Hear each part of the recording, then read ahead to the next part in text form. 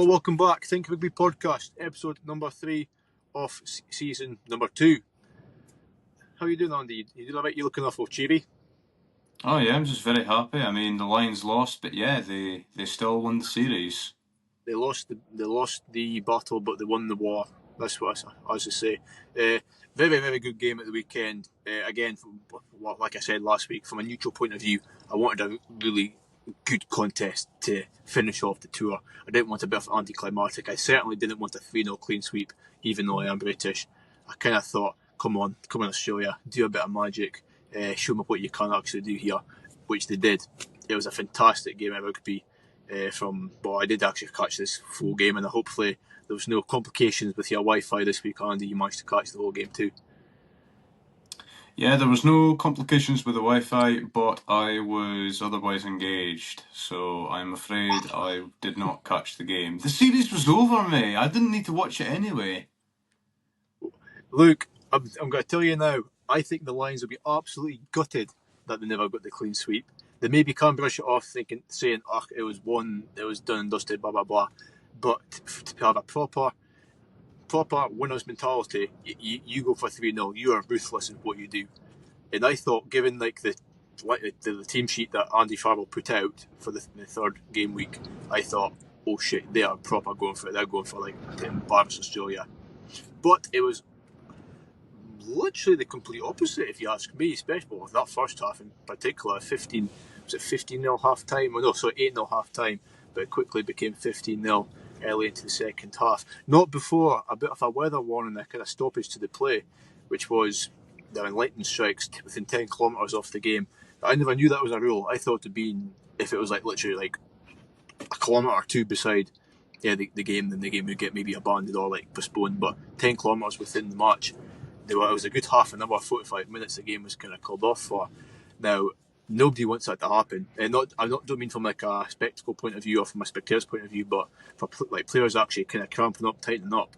I thought, oh dear, this could lead to a few kind of injuries and a few kind of players kind of pulling up halfway through the second half once they came back onto the pitch. But they did get 10 minutes to warm up again before that kind of happened. Then play continued and the rest unfolded. But I was very happy with it. It was quite comical seeing Finn Russell in the changing rooms swiping on his phone. I thought that would have been forbidden. But Finn Russell's a maverick. Finn Russell does what Finn Russell wants, and that's why he's the GOAT. Yeah, I did see that clip. I thought that was after full time. I didn't actually realise that was during it's my own fault. If only I was there and watching the footage. It was good fun, but I just goes to show Finn Russell, he's a player that he obviously to get to the level he's at, but he's a player, he doesn't take things too seriously, because I think that might actually have a negative effect on his game. When he's relaxed, I think that's when he plays his best rugby. And I think this whole tour, he actually got Howden's player of the tournament, so well done Finn Russell on that. He got some sort of award, albeit there was another player that got player of the tournament or the series, which we'll get onto just shortly. But Finn Russell, I think he had a fantastic tournament. I think he was between him and Gibson Park, them two were probably two of the most important kind of links within that whole line squad. Being 9 and 10, I should expect, but even more so to actually proper influence that game. Goal kicking was acceptable. They could have been better, but it was acceptable. Kicking from hand was absolutely top notch. His distribution was top notch. I think in the third test, it was more the outside backs that were kind of fumbling at the centres in the back three, which led to Jorgensen's try anyway, which, I mean, they'd be absolutely gutted about that. And it was actually Russell that was the only one that actually went back and chased. If you look back in the footage, you'll see Blair Kinghorn was one that threw the kind of shittish kind of pass or kind of fumbled it initially. And what did he do? Which you get told to always do in a game of rugby: play to the whistle. He stopped and went, oh. And then he looked up and Jorgensen was away. And I dare say from that position, Kinghorn would be the only person that could have caught him. It was pretty, in a professional game, you'd say that's very poor, because you can't switch off for a second in the professional, especially if that is the elite level, and he did. And that was maybe a little fault in Kinghorn's game, which when folk maybe kind of say that Kinghorn should have started at fullback, does Hugo Keenan make that mistake, or switch off for that? Who knows? And that's the kind of fine margins, and that's maybe why Kinghorn did kind of start the second and third test anyway, but he wasn't in 15. He was in the wing for the final test in particular, which I think he did. It was again nothing stellar, nothing what you'd expect from a third test series to go and win the clean sweep. But I'm being quite critical on Kinghorn. There's other players as well, but we'll focus on more positive things. So Tide Byrne, player of the tournament. Now, what was it you said, Andy? He was the only player to play all 80 minutes. Was that right? Or is it just a fact that he did play all 80 minutes? I would be minded to say that for all 3 tests, yes, he played all, like, every minute of every test, basically. So like Sir Russell, you were on about there, we said off camera, he did get subbed off. I think it would have been the second test for Marcus Smith. Yeah. No, fair enough. But what I reckon, if I was to go back to Tide Byrne, I reckon he probably does deserve player of the tournament, in my opinion.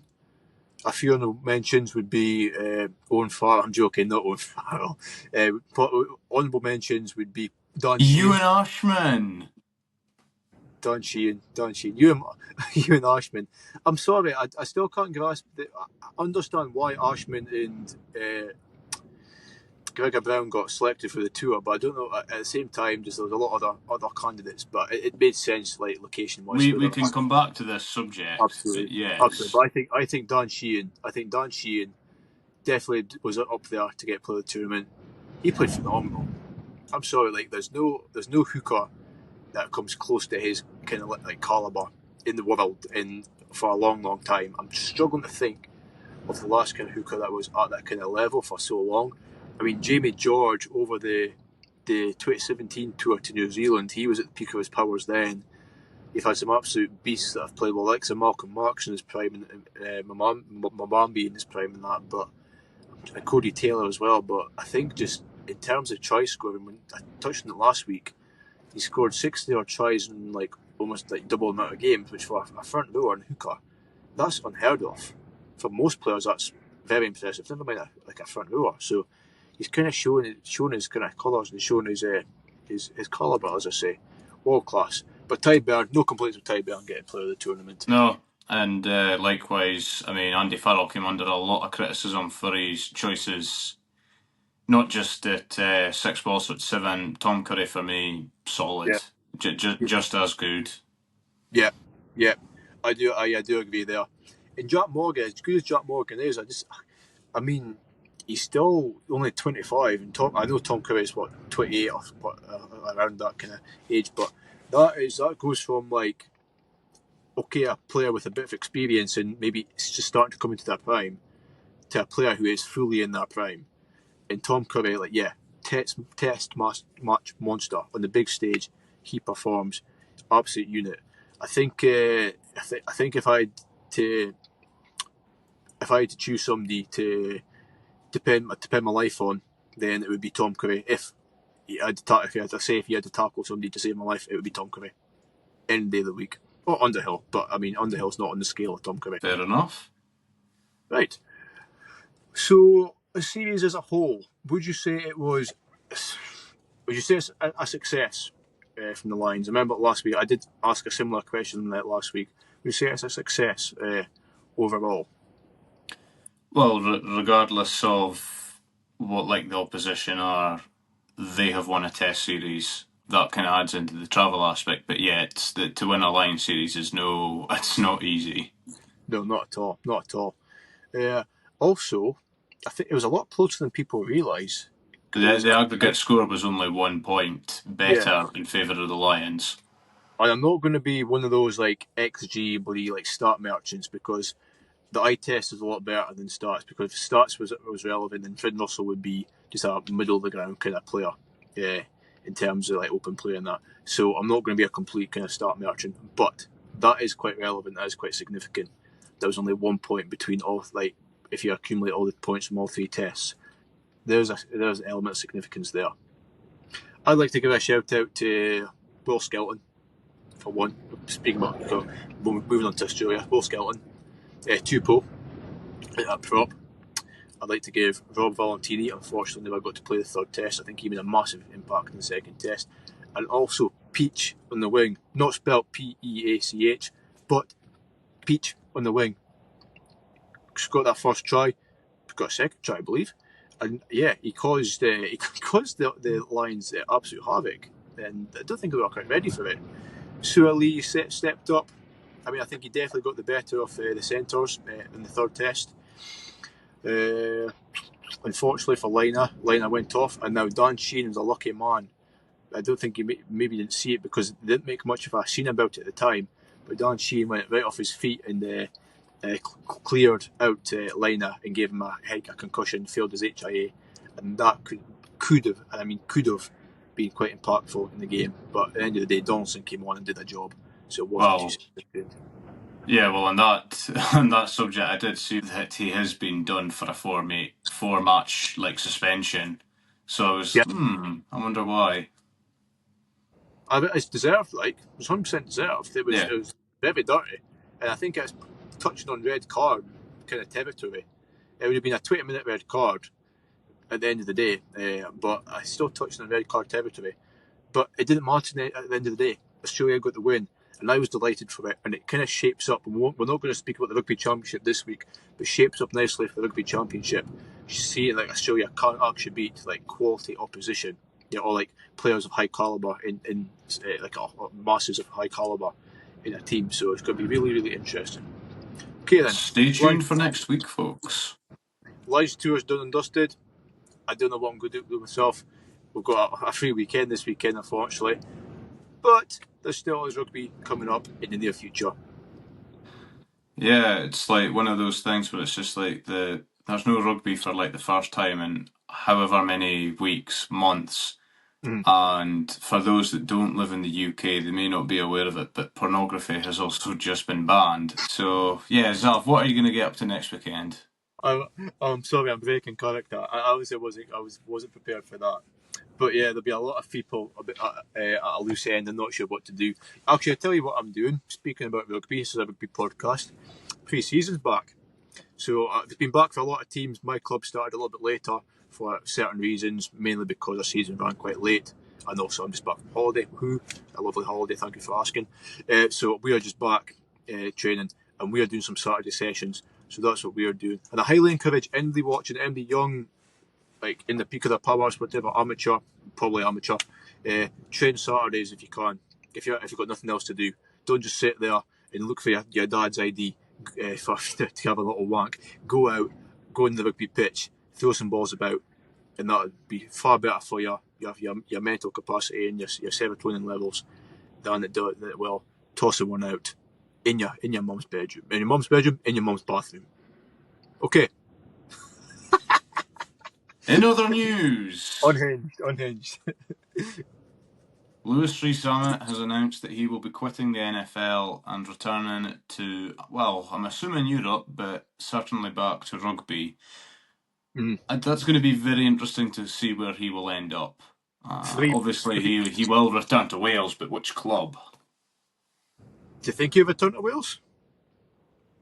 Well, I meant playing for Wales on the international stage. For those that have been tuning in, we have covered to death just how much of a mess the WRU is at the moment. Rees-Zammit is not going to be taking any sort of dodgy deal to return to his homeland.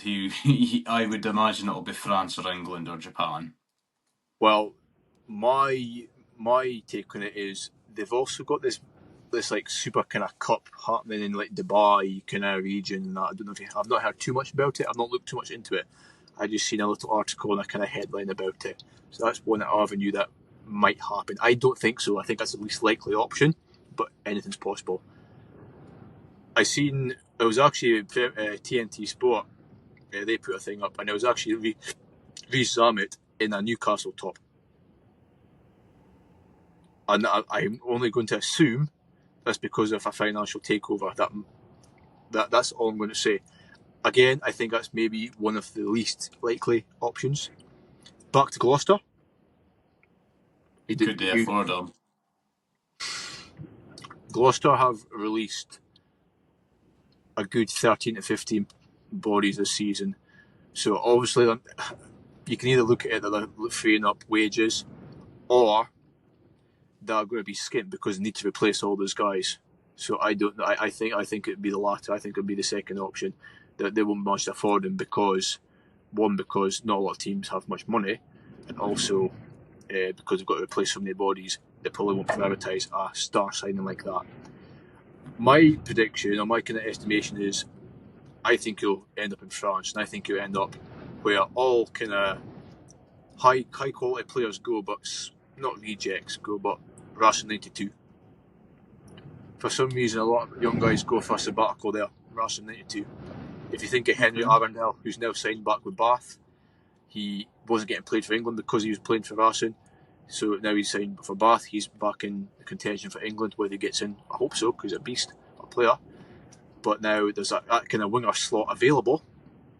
Is Zamet going to end up in France at Racing 92? That's my fat guess. I think it's got it written all over it.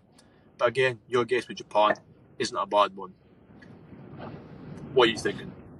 I mean, the only thing that would maybe prevent him from going to Japan is probably ending up playing for Wales. I mean, you look at the likes of George Turner, he's returned to the UK and since has been back in the Scotland mix. Yes. Completely different circumstances, however, that makes me think more and more, yeah, he will probably end up in France for probably just cash. But yeah, Wales will be desperate for him to come back to the UK or the Northern Hemisphere because they need all the help they can get at the moment. Zamet will slide right into the Wales starting lineup, like without a doubt. Like he doesn't need a season to settle back in. He'll be fine. He'll be absolutely fine. Like he showed. Look, he was the informed winger. He was one of the best top 3 wingers in the world when he was playing. And maybe that's a wild take, but I genuinely believe it's true. He was probably a top 3 winger in the world when he was playing. He was phenomenal. He's only 24 still. He's young. He's got years ahead of him. He did the right thing, I think. Well, one, coming back, yes. but also two, actually leaving to actually try it early when he's young. Now he's, unfortunately, never made it, and he's back. So it's going to excite things up, and I think it's just at the right time for Welsh rugby with the state they're kind of in. And I think they'll be extremely grateful. They've got a big name coming back in Touchwood playing for Wales. It'll excite the Millennium Stadium again, or Principality, sorry, and it'll also excite away supporters and neutral supporters as well, seeing Zamet back. Definitely, yeah. Right, okay. Short podcast this week. Main reason, just wanted to talk about the Lions, but of course we've got the leagues coming back very shortly. We've got the Rugby Championship coming up.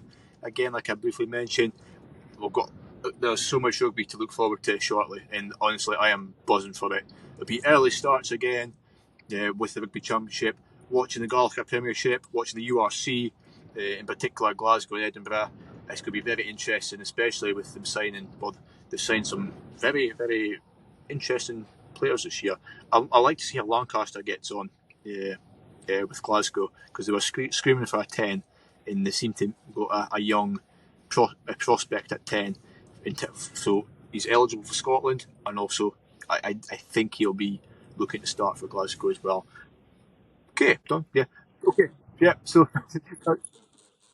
yeah.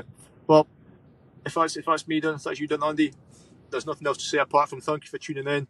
20-minute episode this week, a bit shorter. Hope you've enjoyed it nonetheless. Thank you for the support. Don't forget to subscribe to us on Twitter, TikTok, YouTube, the lot. Share it on.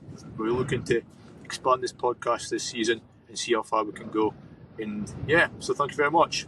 I'll see you in the next one. See you next week. See you later, Andy.